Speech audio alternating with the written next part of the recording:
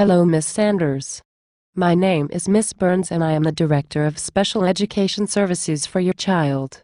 It is my understanding that you have some concerns about your child's education program. Thank you for meeting with me.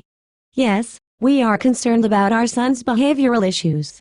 We have requested to attend our IEP meetings, but we were told you could not attend. Yes, I am very busy and cannot attend every IEP meeting. Could you please explain what these behaviors look like? Well, our son attempts to elope and we are scared he will run into the street and get hurt. When he is asked to do something that he does not want to do, he will drop to the ground and begin to kick and scream. We are worried that he will hurt himself or someone else. We believe these behaviors impede his ability to learn and the abilities of other students in the class. Miss Sanders, these behaviors are typical of all children in special education. I can assure you my staff are addressing them appropriately. Do you have any other concerns? At our annual IEP meeting, we asked for a functional behavioral assessment. We were told this assessment will help us understand our son's behaviors and help aid the IEP team to develop a behavior intervention plan.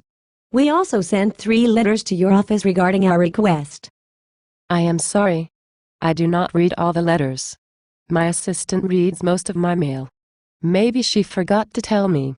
What did the IEP team say? The school psychologist told us she could not grant our request because it is not within her pay grade and this decision can only be made by the special education director.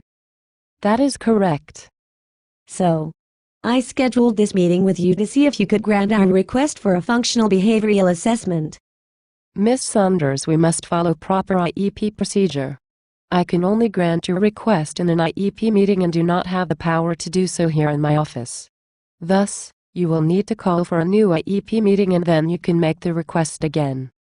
We have already attended 5 IEP meetings and we do not want to wait another 2 months for a meeting to get scheduled. Please call another IEP meeting and I will attend it if my schedule allows me to.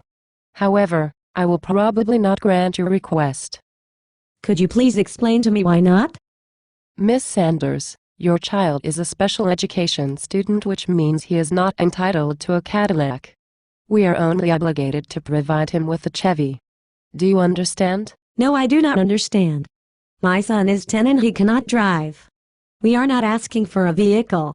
We are asking for a functional behavioral assessment. Well, I am sorry. Special education law is very complex. I have a PhD in education, which allows me to understand the law. It is far too complicated to explain it to you. You will have to trust me. What happens if my child gets hurt while we are waiting for the IEP meeting?